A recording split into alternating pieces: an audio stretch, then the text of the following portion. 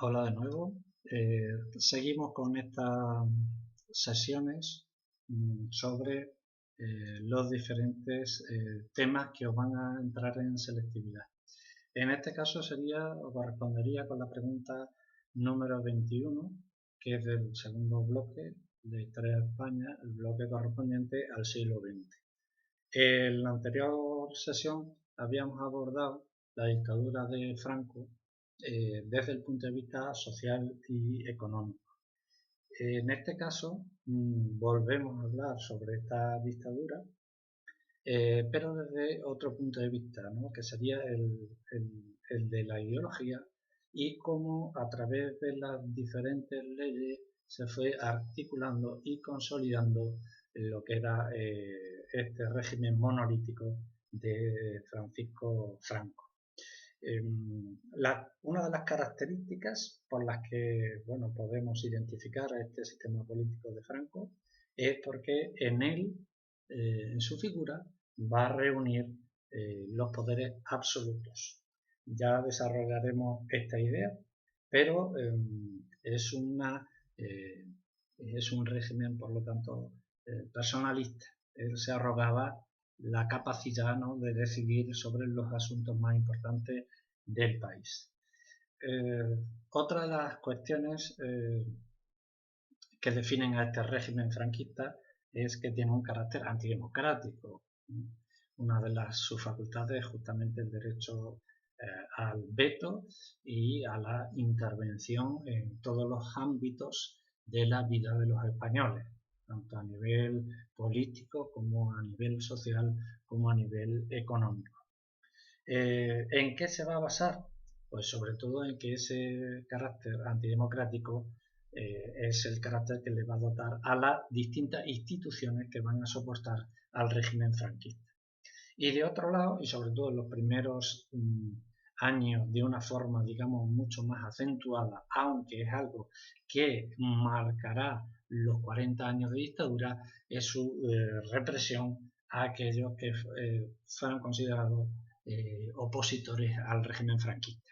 En primera instancia serán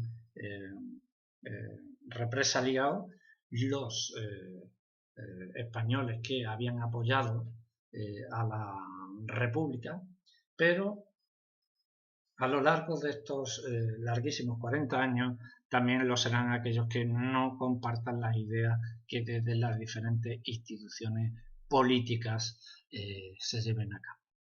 Tenemos una imagen propagandística de Franco en esta primera ilustración del tema, con su atuendo militar y viendo un poco el desfile, ¿no?, de aquellos partidarios de la defensa de su causa, como podían ser los falangistas, los carlistas o de la España unida. Importante fue también el apoyo, por supuesto, ¿no?, a Franco desde el primer momento del estamento militar, del ejército en definitiva. Ya lo hemos visto, pues cuando estudiamos lo que era la Guerra Civil Española, muchos miembros salen del ejército, miembros de ese ataque golpista a la democracia que representaba la República. Algunos con una carrera militar africanista, como podía ser el propio Franco, y de otro lado también contó con el apoyo de la Iglesia como estamento. Vemos una imagen en la cual aparece Franco bajo palio, una cuestión está exclusivamente reservada a aquella jerarquía eclesiástica de alto rango, pero que en este caso la Iglesia española le tuvo a bien, ¿no?, habilitarlo para el dictador Franco. Vale, vamos a entrar a analizar esos fundamentos ideológicos y esa evolución desde el punto de vista institucional que tiene el régimen franquista.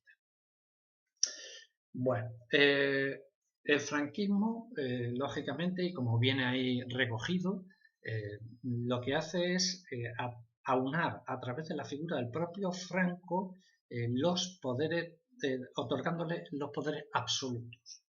Sabéis que en una democracia sobre todo ese planteamiento, ¿no?, que se llevó a cabo en la Revolución Francesa de la necesaria división de poderes.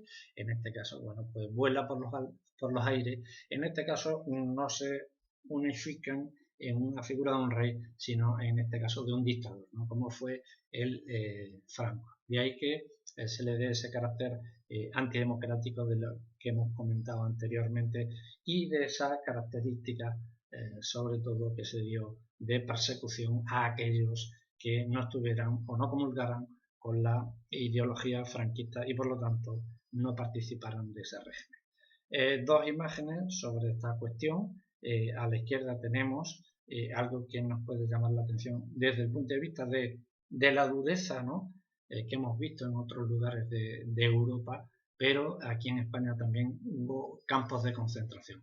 Esta imagen está tomada en Burgos 2 años después de la finalización de la Guerra Civil Española, aunque no hace falta irse tan lejos para encontrar también otro campo de concentración más cercano a nosotros, como fue el de Castuera.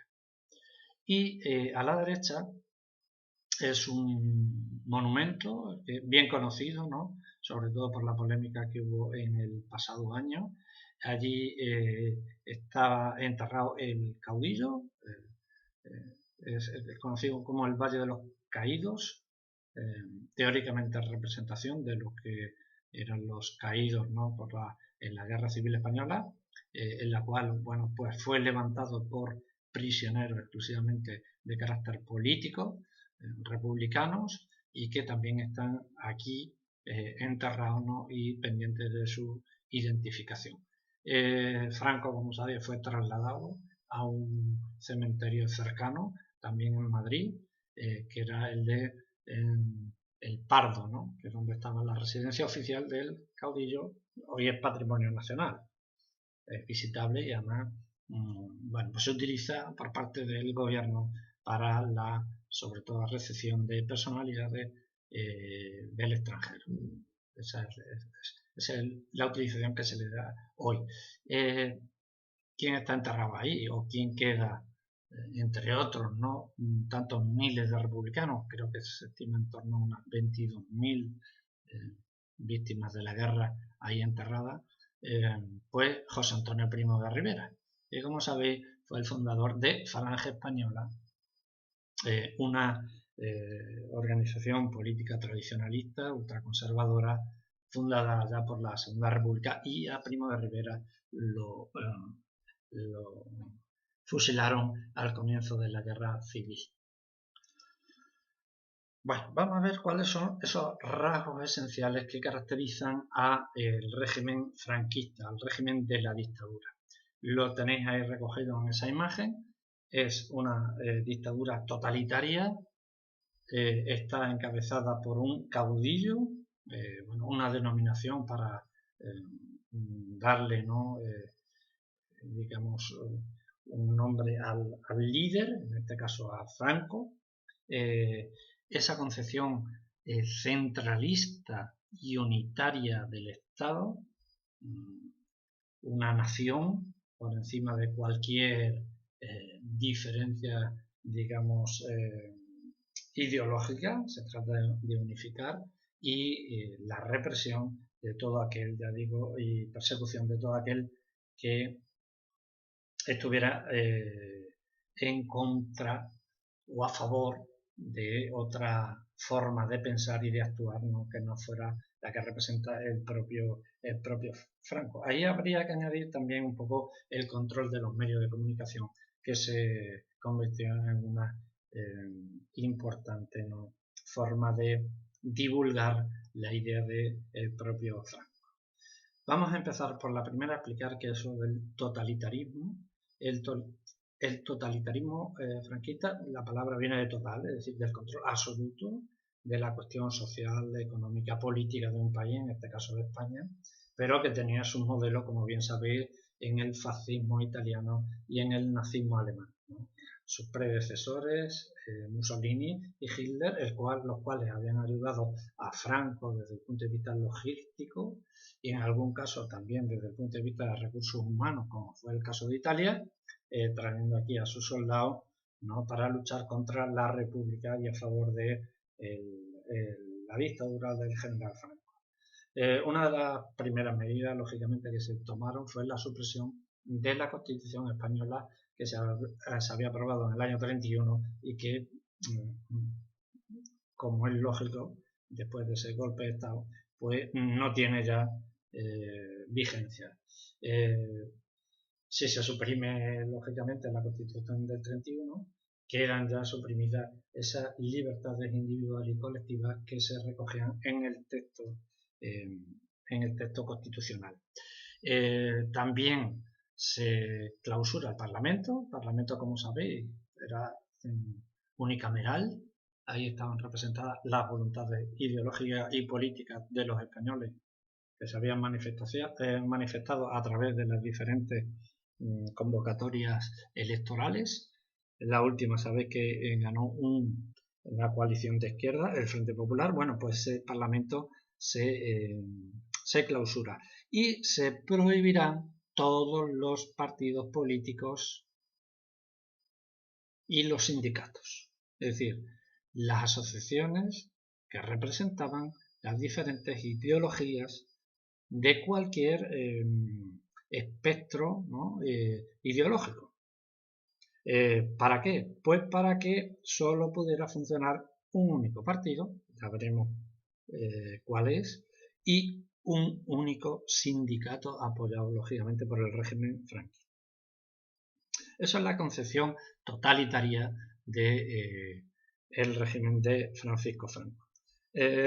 La segunda cuestión es el caudillismo, ¿no?, que viene ahí recogido, y es que Franco, a imagen y semejanza de aquellos referentes que tenía en Europa como era Hitler y Mussolini, también buscó algo que identificara un poco esa figura del dictador.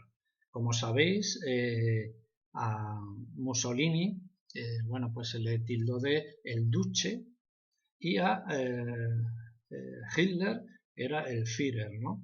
Era, digamos, dentro del escalafón político, pues la figura más importante, el referente ideológico, ¿no?, la persona en la cual, el líder, en definitiva, a la cual debíamos de honrar y admirar.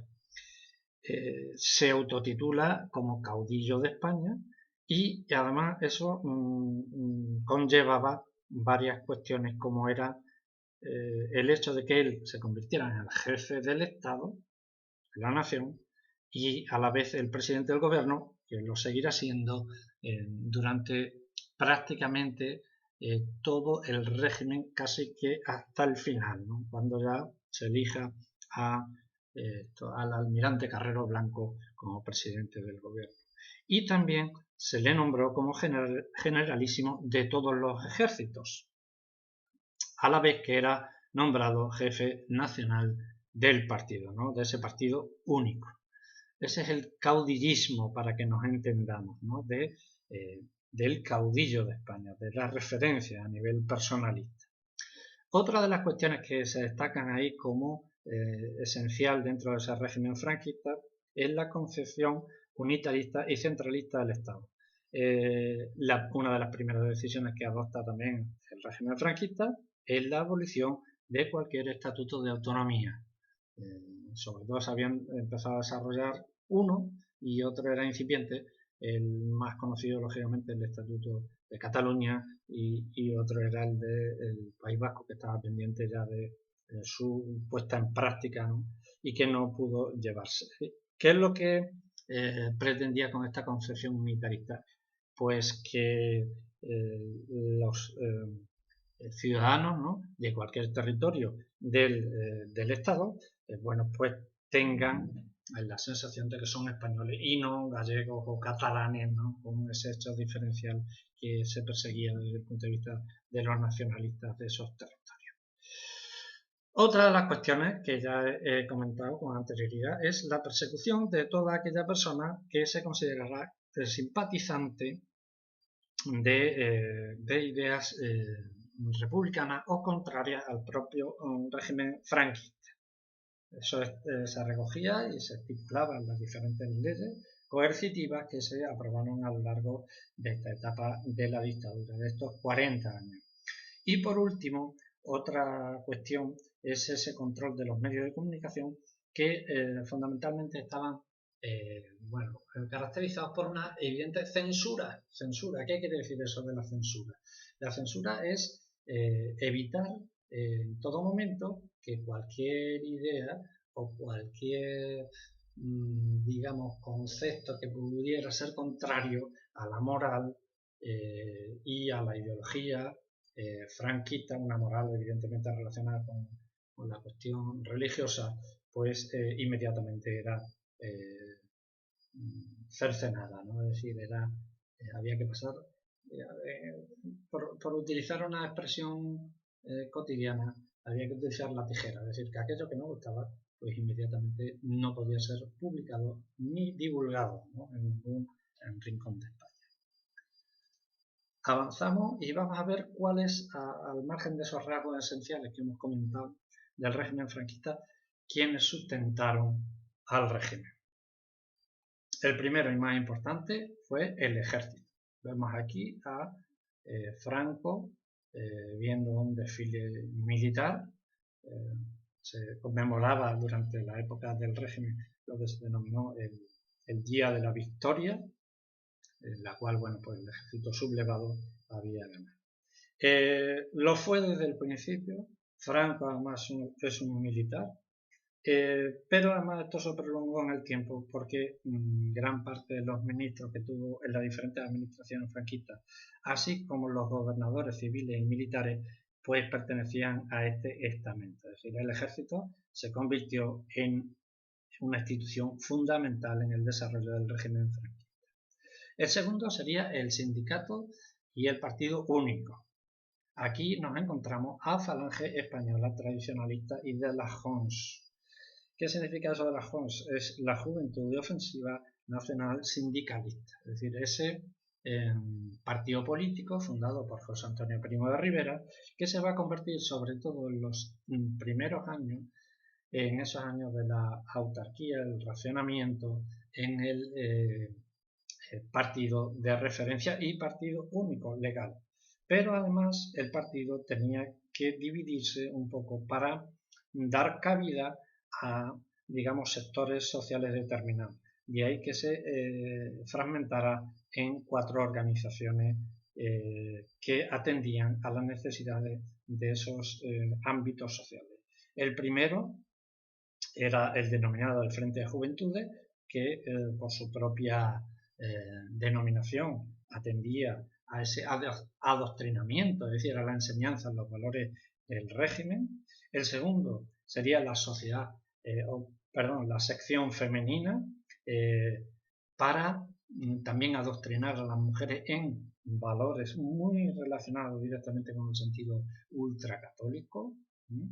El tercero sería el Sindicato Español Universitario, el SEU. Sabéis que justamente la universidad es y ha sido siempre y tradicionalmente un lugar, ¿no?, de unas ciertas inquietudes ideológicas.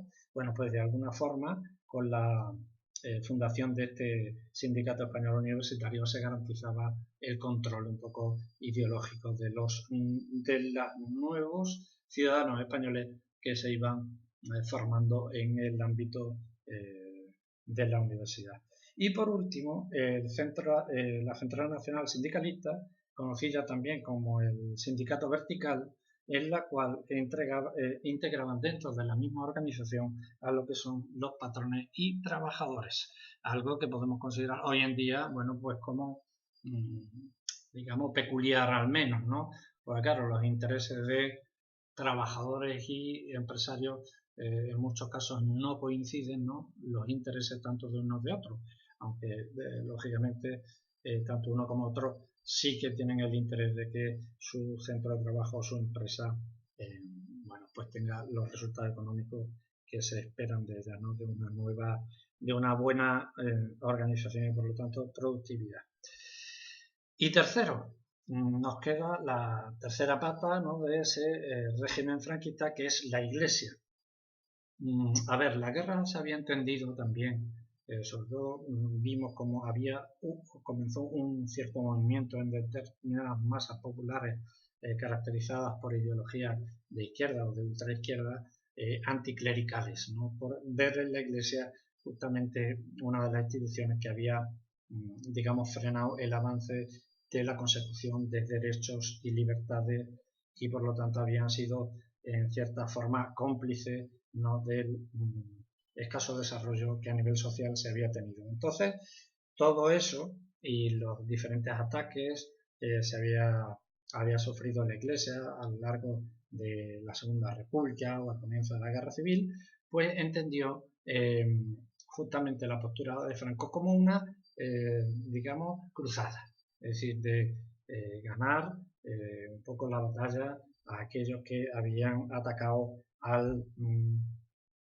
la Iglesia Católica. De ahí que desde el principio legitimarán al régimen franquista y este les devolverá lógicamente la moneda, declarando a España como un Estado confesional y católico. Y además no solo eso, sino que Franco financiará en muchos casos públicamente, con dinero de todos los españoles de la época, al mantenimiento de determinadas actividades de la Iglesia, así como otorgándole un control, digamos, casi exclusivo de lo que es el sistema educativo de los españoles, ¿no?, durante los 40 años que duró la dictadura franquista. Bueno, tenemos por lo tanto ya desarrollado lo que son los rasgos esenciales del franquismo, los pilares del régimen. Vamos a ver cómo se estructura dentro del punto de vista legislativo, ¿no? Porque al comienzo comentábamos que la Constitución española del 31 había sido derogada y por lo tanto ya no tenían efecto. Hay un término que es un poco, digamos, ambiguo, que además el propio régimen se encargó de publicitar, que era eso de la democracia orgánica. Claro, el hecho de que aparezca ya el concepto de democracia dentro de un régimen, como hemos calificado, de totalitario, ¿no?, de centralista, de la negación de las libertades y derechos de sus ciudadanos, pues nos puede llevar un poco al equívoco. De alguna forma era lo que se pretendía. Y ahí tenéis aquí justamente una definición, yo creo que muy simplista, pero también a la vez concluyente de qué significa eso de democracia orgánica, que es ni más ni menos que disfrazar de democracia lo que era evidentemente una dictadura en toda regla, ¿no? Y hay que se hable de esa suavización aparente del sistema a partir del año 42, pero en absoluto. Bueno, ¿en qué se traduce esa cierta imagen de legalidad? Es decir, de que tenemos la ley, por lo tanto nos ampara la ley a través de esas leyes fundamentales que van a caracterizar al régimen franquista. Bueno, a través de las diferentes leyes, la primera y más importante es aquella que otorgaba la concentración de poderes en la persona de Franco. Ya lo hemos comentado con anterioridad, ¿no? Jefe del Estado, presidente del gobierno, generalísimo de los 3 ejércitos, etcétera, etcétera. Eso había que darle ese concepto de legalidad, es decir, hay una ley que reconocía justamente eso, evidentemente una ley hecha por los propios vencedores dentro de la guerra civil. En el año 42, que es cuando se empieza a acuñar justamente ese concepto de democracia orgánica, se aprobará la denominada Ley Constitutiva de Cortes. Se abren de nuevo las Cortes, unas Cortes que habían sido suprimidas, ya lo hemos comentado anteriormente, y no va a haber representados en esas Cortes diputados, sino lo que se llamaban procuradores. Los procuradores es un concepto ya decimonónico de cuando empieza a aparecer las primeras constituciones, los primeros estatutos reales, aquellas cartas otorgadas que comentamos en su momento. Bueno, pues eso eran procuradores en corte. ¿Qué sentido tenía estas leyes o estas cortes que se van a empezar a abrir ahora? Pues tienen algo que les falta, evidentemente, y que es lo fundamental en una corte, que es tener poder legislativo. No lo tiene en absoluto. ¿Qué es lo que se hace allí? Pues discutir, discutir sobre diferentes aspectos, se decidían sobre proyectos ley, pero dependiendo de la idoneidad por parte del dictador, bueno, pues se les aprobaba o, en su caso, podía ejercer el derecho a veto. Como podéis imaginar, el derecho a veto lo ejercía muy pocas veces, por una razón muy sencilla, porque el texto legislativo que se aprobaba previamente había sido ya cocido, condimentado a favor de las pretensiones del propio dictador. Otra de las cuestiones importantes también es cómo se articula el control de todo un territorio tan amplio como es España. Lo que se hará es que ese poder centralista del que hemos comentado anteriormente, a través de una circunscripción territorial como son las provincias, bueno, pues se nombrarán a lo que son los gobernadores civiles de las propias provincias, así como al jefe provincial del movimiento, ¿no? El movimiento como partido único. Y habrá una cierta dualidad de poder entre el poder civil y militar, que en muchos casos no se veía una diferencia entre unos y otros. De ahí que la importancia que hemos comentado al principio de cómo el ejército se convirtió en algo fundamental. Y los alcaldes, bueno, pues los alcaldes no se elegían por parte de los ciudadanos, sino simplemente eran elegidos por el gobernador civil, que a su vez había sido elegido por el gobierno central. Con lo cual, os podéis imaginar que todo y absolutamente todo está controlado, ¿vale? De ahí que hablemos de ese totalitarismo. Otra de las leyes fundamentales que se aprueban dentro de esa estructura del Estado franquista fue el Foro del Trabajo. ¿Qué se recoge en él? En este Foro del Trabajo se recogían los derechos del trabajador y las obligaciones de la empresa, así como el establecimiento de un sindicato en el cual estuvieran integrados tanto obreros como empresarios. Y además en él, sobre todo en la primera parte, que como hemos apuntado desde el punto de vista económico era un Estado eminentemente intervencionista, pues ahí se recogía y se articulaba lo que eran los salarios, la jornada laboral, los permisos, las vacaciones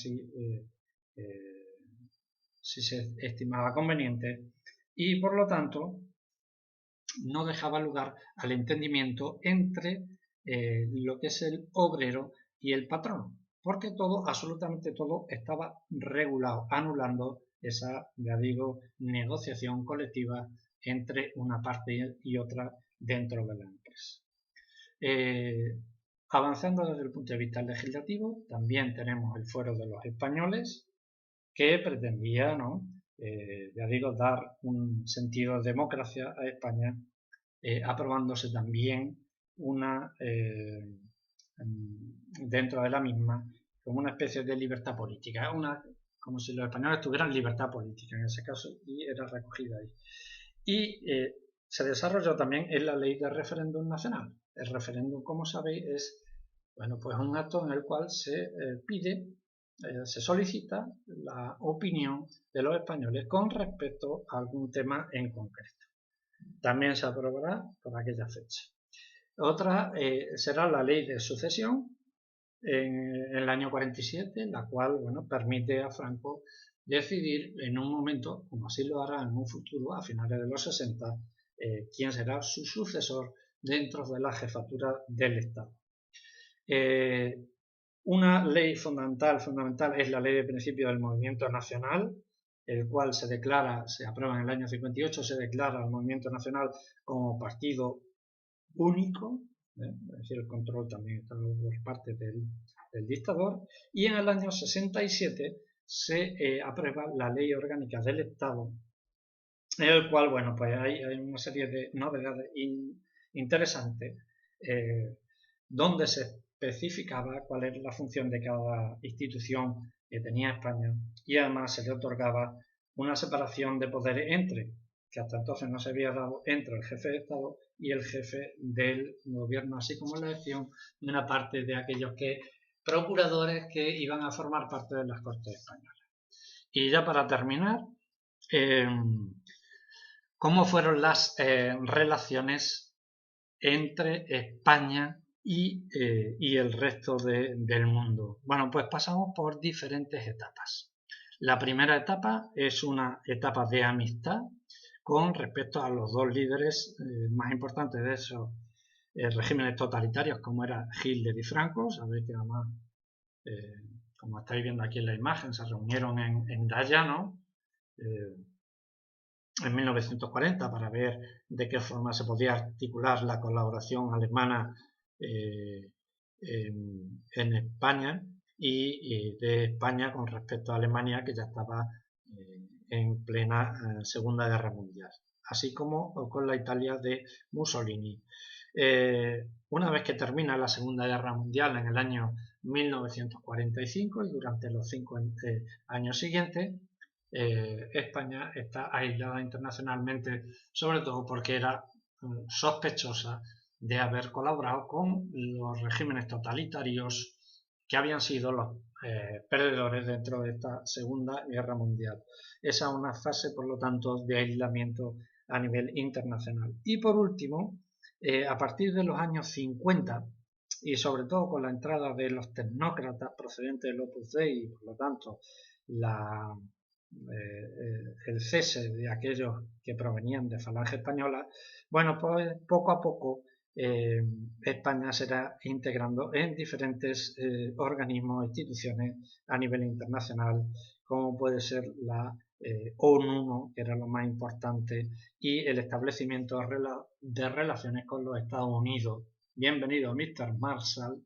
Aquí tenemos una imagen del presidente norteamericano Eisenhower con Franco. Y a cambio de la ayuda americana tuvimos que ceder lugares, ¿no?, dentro de España como bases militares. Es el caso, por ejemplo, de Rota, de Zaragoza o de Torrejón. Bueno, pues con esto terminamos las dos preguntas dedicadas al régimen franquista.